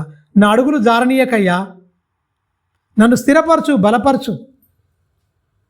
నా పాదాలకు నీ వాక్యము నా పాదములకు దీపం కదయ్యా. నా అడుగులు స్థిరపరచు అయ్యా, జారవు. జనులు ఆజ్ఞలు లేక ఆయన ఆజ్ఞలు గైకొనకపోతే ఏమైపోతుందట? కంట కన్నీరట ఏరులై పారుతుందట. నవ్వులు జోకులు అంతే కదా. దేవుని బిడ్డలమని చెప్పుకునే వాళ్ళకు కూడా నవ్వుకునుడు, జోక్కునుడు ఇవన్నీ పనికిమాలిన పనులని చేస్తున్నారు. దైవ సేవకులై ఉండి కూడా కొంతమంది దౌర్భాగ్యులు. హెచ్చరికలు వెళ్ళాలి, బతుకులు దిద్దాలి, ఆలోచింపజేయాలి. ఎందుకు రాయించాడు ఈ మాటలన్నీ? మనసు ఎత్తుకున్నామా? దేవుని వైపు తిరిగి ఆయన మనసు ఎత్తుకుంటే ఏమైపోద్ది? ఆయన వాక్యం నీ హృదయంలో ఉంచుతాడు. అప్పుడు దేవుని మనసు, నీ మనసులో దేవునికి చోటిస్తే అద్భుతంగా నీ జీవితం మారిపోద్ది. ఇక ఏ భ్రష్టత్వము, ఏ క్రూరత్వము, ఏ పనికి మాలేదు నీ హృదయంలోకి రాదు. దేవుడే, ప్రభువే నీ హృదయమందు ఆసీనుడైపోతాడు. నీ హృదయం సింహాసనం అయిపోద్ది. ఆయన సింహాసనాసీనుడైతాడు. నీ హృదయంలో ప్రతిష్ఠింపబడతాడు. మంచి హృదయం ఉంటే. చెడ హృదయం అయితే ఆయన ఎందుకు వస్తాడు? ఈడే వస్తాడు భ్రష్టుడు. అన్ని భ్రష్ట ఆలోచనలు వస్తాయి. యాకోబు పత్రిక 1వ అధ్యాయంలో ఉన్నాను. 1వ అధ్యాయం 5 నుంచి వెళ్ళి మనం చాలా జాగ్రత్తగా అడిగితే ఏం అడగాలన్నాడు ఇక్కడ? అడగారు. దేవుడు అడగమన్నా అడగరు. మనిషికున్న జబ్బేంది, బలహీనత ఏంది, ఎక్కడ దుష్టుడు మళ్ళించిండో ఆయన అడగమన్నది ఎవ్వడు అడగడు. ఆయన చెప్పంత మాత్రమో బలోమని అడుగుతుంటారు. మొత్తం లిస్టు పెట్టినట్టు అడుగుతాడు. మొత్తం 1వ అధ్యాయం 5వ వచనం, మీలో ఎవరికైనాను వెండి బంగారములు, ప్లాట్లు, ఇండ్లు, కార్లు, బిల్డింగులు ఏమైనా తక్కువ ఉంటే అడగమన్నాడా? అడగమన్నా అండి? మీరు గమనించండి. ఆయన ఏం చెప్తున్నాడు, మనం ఏం అడుగుతున్నాం? లోకం ఏమడుగుతుంది? ఏమడుగుతుంది? నాకు ఇది లేదు ప్రభువా, నాకు అది లేదు ప్రభువా. ఎవడు చెప్పిండు? ఏం కథ? నీకు అక్కరగా ఉన్నవేవో నేను ఇస్తాను. ఆయన మంచిగా నీతిగా బతుకు, యథార్థంగా ఉండు. ఇది నీ లోకం కాదు, ఇక్కడ ఈ లోకవారసుడు కాదు, నువ్వు పరలోక పౌరుడవు. కొంతకాలం ఇక లోకం ఉండవు, నీకు అవసరానికి ఇలా వాడుకొని అలా వదిలేసి అంతే. దానికే ఏం చెప్పిండు? వాడుకొని వదిలేసేయమన్న దానికి ఒక మంచి మాట అండు. నువ్వు భూమి మీద పరదేశివి, యాత్రికుడు. యాత్రికులు స్థిరమైనవి ఉంటాయా? వాడు వెళ్ళిపోతూనే ఉంటాడు యాత్రికుడు. గొర్రెలగాత్తులను చూసిరా మీరు? గొర్రెలంగాత్తులు ఒక 2 గాడిదలు ఉన్నాయి. వాళ్ళు ఏం చేస్తారు? ఆ ఇల్లు ఎన్న పెట్టుకుంటారా? చిన్న డేర్ వేసుకుంటాడు. ఆ గొర్రెలు అక్కడ ఉంటాయి. ఇక్కడో 4 కట్టెలు, అక్కడో 4 కట్టెలు కొడతాడు, శీలలు కొడతాడు, డేర్ వేసుకుంటాడు, అలా కొన్ని కట్టెలు వేసుకుంటాడు, వంట చేసుకుంటాడు. అవునా కాదా?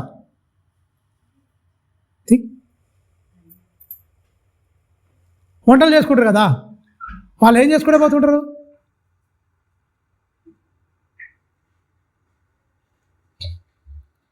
ఏం చేసుకుంటే పోతారండి వాళ్ళు? ఏం చేసుకుంటే పోతారు? ఆ గొర్రెలు కాసుకుంటే కొన్ని వాళ్ళకు వండుకునే గిన్నెలు ఉంటాయి, డబ్బాలు ఉంటాయి, వాటర్ క్యాన్లు. చూసిరా లేదా? సపోర్ట్ చేయరేది. గొర్రెలు కాసుకుంటే వాళ్ళు ఏం చేస్తారు? కొన్ని క్యాన్లు పెట్టుకుంటారు, కొన్ని డేరాలు వేసుకుంటారు. వాళ్ళు అక్కడనే పెట్టుకుంటే ఇక్కడ ఈ గొర్రెల మంది ఈడ పెట్టారు అనుకోండి, పెట్టాడు లేసుకుంటే వెళ్ళిపోతూనే ఉంటాడు. వాళ్ళు ఏమంటారు? యాత్రికులు అంటారు. యాత్ర లెక్కన ఎక్కడ పచ్చిక పైలు ఉంటే, ఎక్కడ నీళ్లు ఉంటే, ఎక్కడ ఆ కాలువలు ఉండి గడ్డి మంచిగా మేపుకుండా పోతే అక్కడ వెళ్ళిపోతూ ఉంటాడు. నువ్వేంది ఇక్కడికి వచ్చి ఇలా అయిపోయినావు, మాయ అయిపోయినావు? వాడిని ఏమంటే వాడు నువ్వు పరదేశివి, యాత్రికులు అంటాడు. భూమి మీద మనం ఏంది? పరదేశులము, యాత్రికులము. యాత్రికునికి ఏంది? మనసంతా యాత్రికమైన మనసు లేకుండా స్థిరమైన మనసు, ఈ లోకమే స్థిరమని కోరు ఒక భ్రమలో బతుండు మనిషి. మీరు గమనించండి, భయంకరంగా మారిపోయిండు. అందుకనే దేవుడు అనేది అర్థమైపోతాడు. ఏం అడగాలనో కూడా క్రైస్తవ లోకానికి అర్థం కాదు. అన్ని దిక్కుమాలిన్యాన్ని శరీర సంబంధమే అడుగుతారు.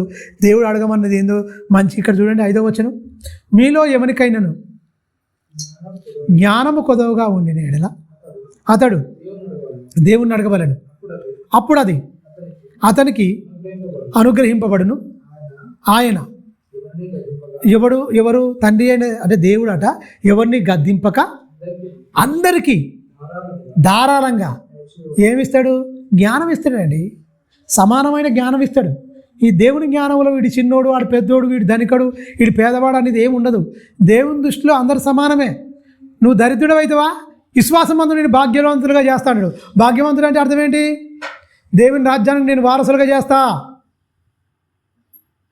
అనడా లేదా? ఇదే యాకోబు పత్రికలో చెప్తాడు. మీరు గమనించండి, మీరు ఒకవేళ దరిద్రులు అయి ఉంటే మిమ్మల్ని నేను ఏం చేస్తా? భాగ్యవంతులుగా చేస్తా. దేవుడు వాగ్దానం చేసిన రాజ్యములకు హక్కుదారులుగా చేస్తా అన్నాడు దరిద్రుడైన వాడిని. ఇక్కడ దరిద్రుడైన వాడిని ఏం చూస్తారు?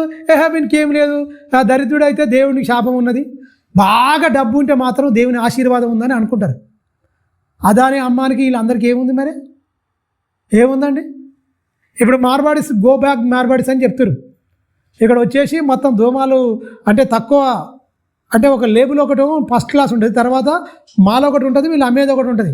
బాగా డబ్బులు ఇదైపోయి ఇక్కడనే బతుక్కుంటూ వచ్చి పాపం ఆ మొంజ మార్కెట్ దగ్గర ఒక కార్ది ఏమన్నదిగా పొట్టు కొట్టిండు ఒక దళితుడిని. అంటే ఇది అంతేంది? ధనము డబ్బున్న బలుపు అని చెప్తా ఖచ్చితంగా.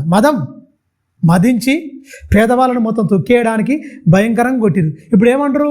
మార్బడి మొత్తం గోబ్యాక్ ఉండొద్దు మా తెలంగాణలో. నువ్వు వచ్చి మా మీద పెత్తనం మీద తిప్పి కొడితే వాళ్ళు ఒక 50,000 మంది అక్కడ వ్యాపారం, చిన్న పిల్లలు అంతా కలిపితే మొత్తం తెలంగాణ టోటల్గా తెలంగాణలో మొత్తం ఆంధ్ర తెలంగాణ చూసుకుంటే 10 లక్షల మంది కూడా లేరు. వాళ్ళు ఇన్ని కోట్ల మందిని వాళ్ళు పెద్ద ఇచ్చేస్తారు. గమనించారా? మనుషులు డబ్బు చూసుకొని మనిషిని మనిషిగా ప్రేమించడండి. మనిషిని మనిషిగా ప్రేమించడు. ఆ ధనం ఉందంటేనే మొత్తం వీడు నాశనం అయిపోతాడు. అందుకనే బైబిల్లో ఏముంది దగ్గర ధనాపేక్ష సమస్తమైన కీడులు, ఒక కీడు కాదు, సర్వనాశనం అయిపోతాడు మొత్తం. దాంట్లో పడొద్దన్నాడు. ఉన్నతానితోనే అన్నవస్త్రం కలిగి వాటితో తృప్తి పొందిన ఆయన ఇవన్నీ అవసరం లేదు, నువ్వు దీంట్లోకి ఏం తేలే, ఇందులో నుంచి ఏం పట్టుకోపోలేవు, మంచిగా చక్కగా ఉండని చెప్పిండు దేవుడు. దేవుడు చెప్పిన మాటలన్నీ సమాజానికి అర్థం కాలే. అది క్రైస్తవులకు కూడా అర్థం కాలేదని చెప్తాను నేను ఖచ్చితంగా. మీరు గమనించండి, కిందికి వచ్చిన చూడండి ఏమంటున్నాడు? మీరు విశ్వాసంతో అడగాలంటాడు. తను ప్రేమించిన వారిని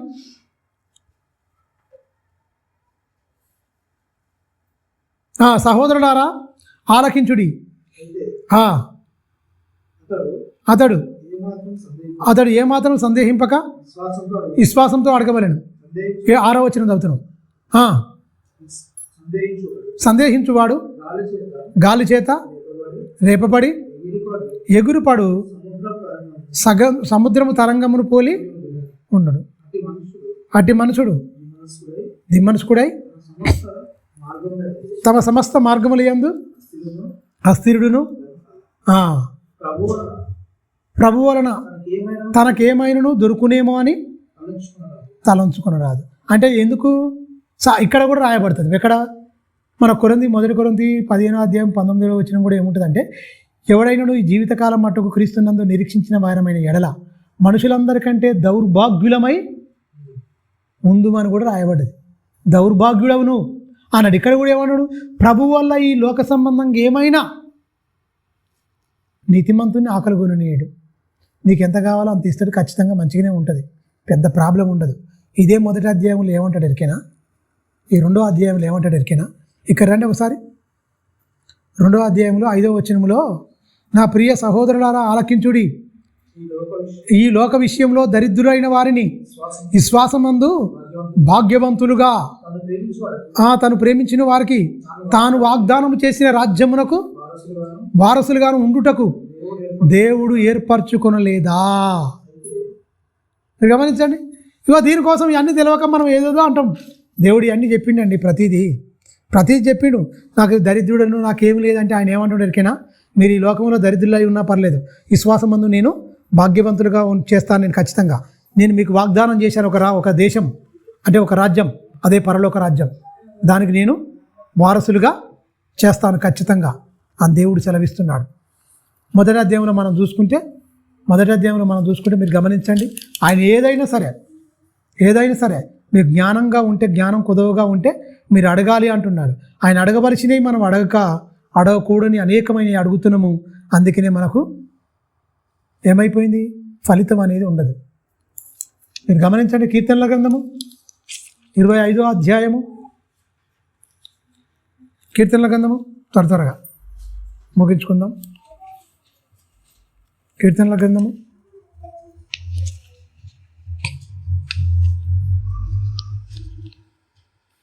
25వ అధ్యాయం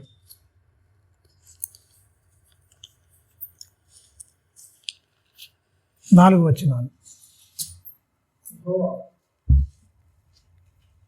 4-5 వచనాలు.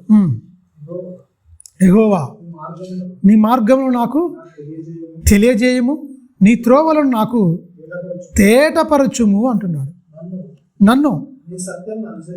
నన్ను నీ సత్యమును అనుసరింపజేసి నాకు ఉపదేశము చేయము. నీవే నా రక్షకుడవై నీవే నా రక్షకుడవైన దేవుడవు.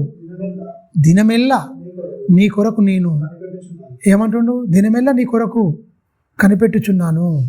చాలు. ఏమంటుండు, యెహోవా, నీ మార్గమును నాకు తెలియజేయము, నీ త్రోవలు నాకు తేటపరచుము. నన్ను సత్యమును అనుసరింపజేసి నాకు ఉపదేశము చేయము. నీవే నా రక్షకుడవైన దేవుడు. దినమెల్లా నీ కొరకు ఏం చేస్తున్నా, కనిపెట్టుచున్నాను. భక్తులకు అలాంటిది. దినమెల్లా కనిపెడతామా? దేనికో కనిపెడతాం, కానీ దేవుని కోసం కనిపెట్టాం. భక్తుల జీవితాలు అలా ఉన్నాయి, మన జీవితాలు ఎలా ఉన్నాయి? దావీదు గారు దినమెల్లా కనిపెట్టుకుంటున్నాడు. ఆయన గురించే బతికిండు, దేవుని గురించి. ఆయన రాసిన 73 కీర్తనలు. ప్రతి మనిషికి కనువిప్పు తెలుసా? పాటలండి, అన్ని పాటలు కనువిప్పు. మనిషి హృదయంలో పొడవబడ్డట్టే ఉంటాయి, పొడిచినట్టే ఉంటాయి, మొత్తం హెచ్చరికలు ఉంటాయి, చాలా మంచి మాటలు ఉంటాయి. యోహాను సువార్త 16వ అధ్యాయం 13వ వచనం. యోహాను త్వరగా 16-13.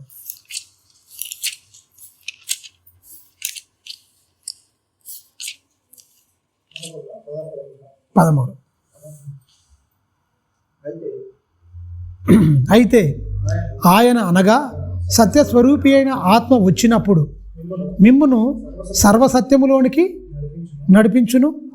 ఆయన తనంతట తానే మీకు అంటే ఏమీయూ బోధింపక వేటిని వినునో వాటిని మీకు బోధించి సంభవింపబోవు సంగతులను మీకు తెలియజేయును. ఆయన నా వాటిలోనివి తీసుకొని మీకు తెలియజేయును గనుక నన్ను మహిమపరచును. మీరు గమనించండి, పాత నిబంధన కాలమున ఉన్న సర్వసత్యం రాలే. ఎవరు గొప్ప ధన్యులండి? వాళ్ళకంటే మనకు గొప్పగా 66 పుస్తకాల సర్వసత్యం వచ్చింది. దావీదుకు వచ్చింది ఆ సర్వసత్యం, యెషయాకు వచ్చింది ఆ సర్వసత్యం, ఇర్మీయాకు వచ్చింది ఆ సర్వసత్యం, యెహెజ్కేలుకు వచ్చింది ఆ సర్వసత్యం, దానియేలుకు వచ్చింది ఆ సర్వసత్యం, ఆమోసు, ఓబద్య, హోషేయ, ఈ భక్తులందరికీ వచ్చిందా అండి సర్వసత్యం? వచ్చిందా? రాలే. వాళ్ళు రాకున్నా అంత గొప్పగా భక్తులు దేవుడు ఏం చెప్తే ఆ మాటకు తలొంచి ఆ మాట ప్రకారంగా బతికిన వాళ్ళు ఎక్కడ? అన్ని వచ్చినా కూడా మనకు ఇంకా పరిశుద్ధాత్మ తోడుగా ఉన్నాడు, పరిశుద్ధాత్మ వరంగా మనకు వచ్చిండు, సర్వసత్యం మనకు మొత్తం బోధిస్తుండు, మొత్తం సత్యంలో నుంచి సర్వసత్యంలో నడిపిస్తుండు మొత్తం. అవునా? ఎవరు ధన్యులండి? యేసుక్రీస్తుని చూడాలని ఎంతో ఆశ కలిగి ఉన్నారు, ఎన్నో ప్రవచనాలు ప్రవచించారు. వాళ్ళకంటే మనం చాలా ధన్యులం. వాళ్ళకంటే మనము భక్తి విషయంలో కానీ అన్నిటి విషయంలో గొప్పగా ఉండాలి. గొప్పగా ఉన్నామా? లేవు, చెత్తగా ఉన్నాం. వాళ్ళు అన్ని విషయాల్లో చాలా గొప్పగా ఉన్నారు, హై స్థాయిలో ఉన్నారు. అలా భక్తి, మన భక్తి ఎక్కడ ఉంది? 0 స్థాయిలో ఉంది. తెలుసా? వాళ్ళు ఏమి ఎంత లేదు, 66 కష్టాలు కన్నీళ్ళు ఇవన్నీ ఉన్నప్పటికీ దేవుని ఏం చెప్తే ఆయన చిత్తానికి వీళ్ళు తల వంచి వాటి ప్రకారంగా కష్టాలు కన్నీళ్ళు కొడతామని తెలిసినా, ఇబ్బందులు వస్తాయి తెలిసినా పోయి వెళ్ళి ప్రకటించండి. ఆయన ఏం చెప్తే అక్కడ అది ప్రకటించాలి. ఆ ప్రకటిస్తే నేను కొడతారా? శిరసాల్లో వేస్తారా? ఇబ్బందులు పెడతారా? పెడతారు ఖచ్చితంగా. నేను నీకు తోడుగా ఉన్నా, భయపడకు, పో ఇర్మియా, వెళ్ళిపోయాడు. మీరు గమనించండి, సత్యమే మాట్లాడాడు దానియేలు. ప్రాణం పోద్దని తెలుసు, కానీ సత్యం నీకు దెప్పలే. సింహాల గృహలో వేసిండు. దేవుడు తోడుగా ఉండా లేదా?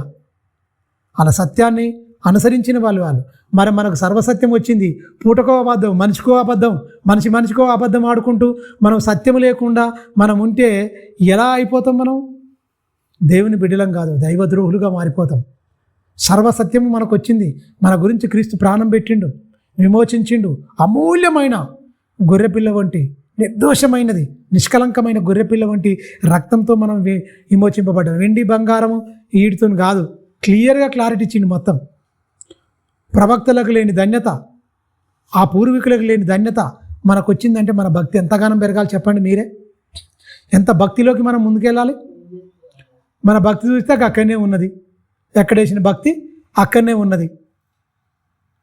మన సాక్ష్యం ఏది, మన కథ ఏది, ఇవన్నీ చూసుకుంటే మన పరలోకం వెళ్తామా? అక్కడ చిన్న చిన్న మిస్టేక్ ఉంటేనే ఏ ఒక్కరిని వదిలిపెట్టలే, ఎంబడే సంపడేసింది దేవుడు. అరణ్యంలో వాళ్ళ శవములు రాలిపోయినాయి అన్నాడు. కానాను యాత్రలో ఉన్నారు వాళ్ళు. ఏ ఒక్కడు భక్తిహీనుడుగా ఉన్నాడు కనుక, ఎవడు దేవునికి ఇష్టలుగా ఉండలేకపోయారు కనుక వాళ్ళందరినీ ఏం చేసిండు? చంపి పడేసిండు దేవుడు. చంపేసిండు మొత్తం. ప్రేమించిన వాడే గద్ద రెక్కల మీద తన పిల్లల్ని మోసుకొచ్చినట్టు ఈ దౌర్భాగ్యులందరినీ తీసుకొచ్చినోడే. చిరాకు పెట్టి దేవుణ్ణి చాలా శోధించిరు భయంకరంగా. ఎవరి మీద ఆయన 40 ఏళ్ళు కోపించను, ఆయన శోధించి ఆయన ఇబ్బంది పెట్టిన వాళ్ళనే చంపేసింది మొత్తం. కాలేబు యెహోషువ మాత్రం గొప్పవాళ్ళే, వాళ్ళిద్దరే ఉన్నారు. మరి పరలోక ప్రయాణంలో ఎంతమంది ఉంటాం? ఒకసారి ఆలోచించండి, ఆలోచించండి. కీర్తనల గ్రంథం 27 3-4 వచనాలు చూడండి. కీర్తనల గ్రంథము 27.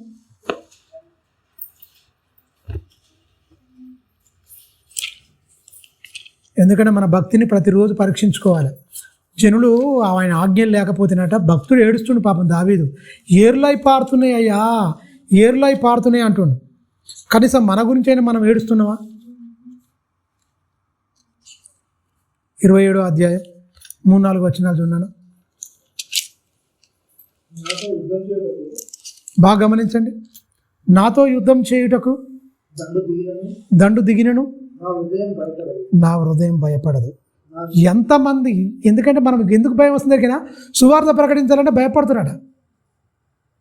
భయపడుతున్నాడు.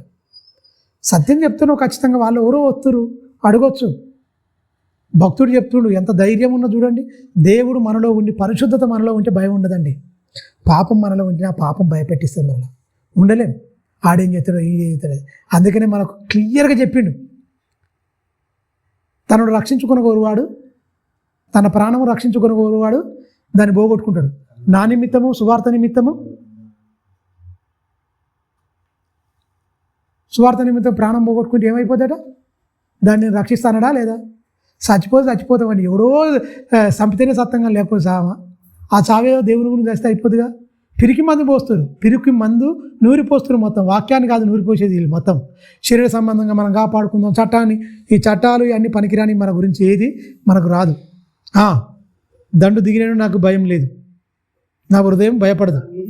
నా మీదికి యుద్ధము రేగినను దీనిలో నేను ధైర్యము విడివకుందును. యెహోవా యొద్ద ఒక వరం అడిగి తిని దానిని నేను వెతుకుచున్నాను. ఆయన నేను అడిగినా దాన్ని నేను వెతుకుచున్నాను.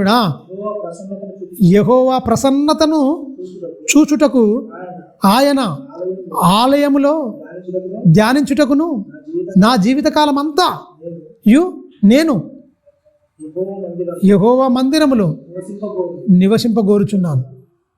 మీరు గమనించండి, ఎవరు కోరుతారండి ఇవన్నీ? ఆయన ఏమంటాడు? నేను ఆయన మందిరంలో ఉండాలి, ఒక వరం అడుగుకుంటున్నాను, ఆయన మందిరంలో ఉండాలి, ఆయన దాంట్లో నేను జీవించాలనుకుంటున్నాను, నా జీవితకాలం మొత్తం ఆయన మందిర ఆవరణంలో నేను ఏం చేయాలి? ఉండాలనుకుంటున్నాను. ఎక్కడ ఉంటారు? పాత నిబంధనలు ఏంటి? ఒక దేవాలయం. కొత్త నిబంధనలు ఏంటి? ఇదే కదా, దేహమే దేవాలయం కదా. ఇందులో దేవునికి ఆలయంగా ఉంటుందా మనిషి? పాపాత్ముడిగా మారిపోయిందా? మీరు గమనించండి, పాపాత్ముడు మారిపోయిందా? మీరు ఆలోచించండి.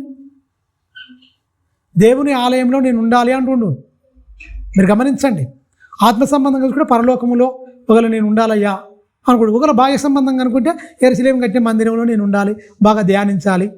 రెండు కోణంలో మనం అర్థం చేసుకోవచ్చు. పాత నిబంధన ఇటు బాహ్య సంబంధంగా, ఇటు ఆత్మ సంబంధం కూడా అర్థం చేసుకోవచ్చు. కానీ నూతన నిబంధన మొత్తం ఆత్మ సంబంధంగానే ఇక నేను అర్థం చేసుకునేది.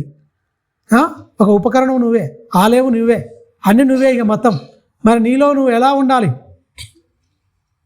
ఆలయంలో పరిశుద్ధాత్మకు నువ్వు ఆలయంగా ఉంటే అక్కడ ఆయన ఆలయంలో నువ్వు ప్రవేశిస్తావు, పరిశుద్ధ ఆలయంలో నువ్వు ప్రవేశిస్తావు. నేరుగా దేవుని సన్నిధికి చేరడానికి యేసుక్రీస్తు శరీరం అనే తెర ద్వారా ఇక మనిషికి అడ్డం లేదు, ఏం లేదు.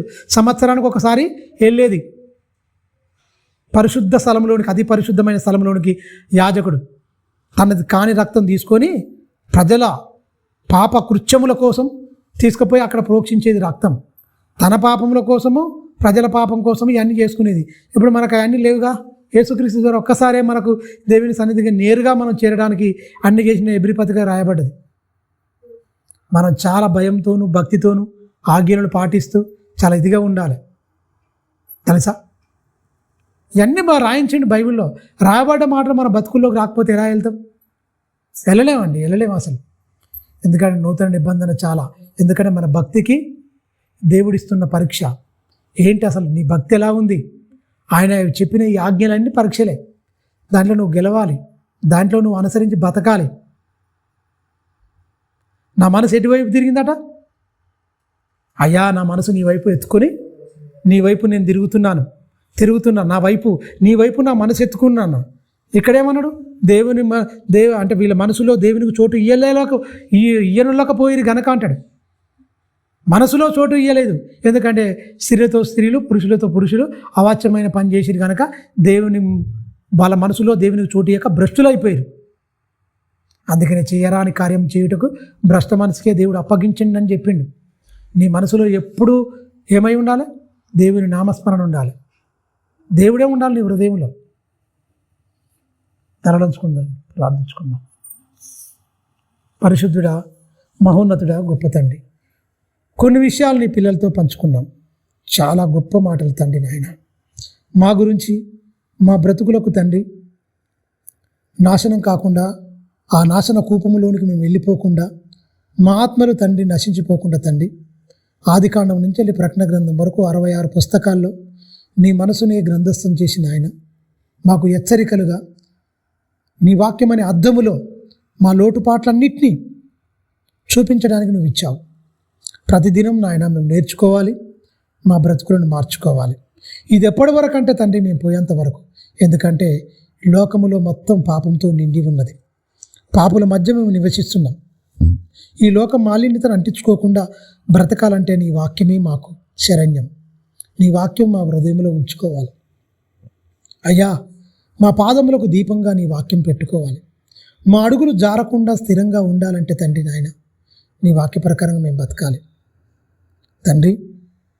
ఎన్నో శరీర సంబంధమైన బలహీనతలు ఎన్నెన్నో వస్తుంటాయి. అన్నిటిని అధిగమించాలంటే తండ్రి మా హృదయంలో నీ వాక్యం ఉండాలి. అప్పుడు కానీ తండ్రి ఈ అన్నిటిని మేము ఎదిరించలేం. మా శక్తి చాలదు తండ్రి, మా వల్ల కాదు ఈ లోకాన్ని జయించాలంటే. అందుకనే లోకములో ఉన్నవానికంటే మీలో ఉన్నవాడు గొప్పవాడు అన్నారు. ఆ గొప్పవాడు పరిశుద్ధాత్ముడు. పరిశుద్ధాత్మతో దుఃఖపరచకుండా మా చివరి శ్వాస ఉన్నంత వరకు నమ్మకమైన బిడ్డలుగా పరిశుద్ధాత్మలోని మేము ఆనందిస్తూ సంతోషిస్తూ ఆ ఆనందాన్ని, ఆ వాక్యపు ఆనందాన్ని తండ్రి అనుభవించే భాగ్యాన్ని నీ బిడ్డలమైన మాకు అనుగ్రహించండి. మమ్మల్ని బలపరచండి, స్థిరపరచండి. సత్యములో నుంచి సర్వసత్యములోనికి మమ్మల్ని నడిపించండి అయ్యా. మీరు వాడుకునే అర్హమైన పాత్రగా మమ్మల్ని తీర్చిదిద్దమని నిండు మనసుతో వేడుకుంటూ మమ్మలను మా కుటుంబాలను, మా పిల్లలను నీ దయగల హస్తాలకు అప్పగించుకుంటూ క్రీస్తు నామని ప్రార్థన అడుగుతున్నాం తండ్రి. ఆమేన్. ప్రభు నామన అందరికీ వందనాలు.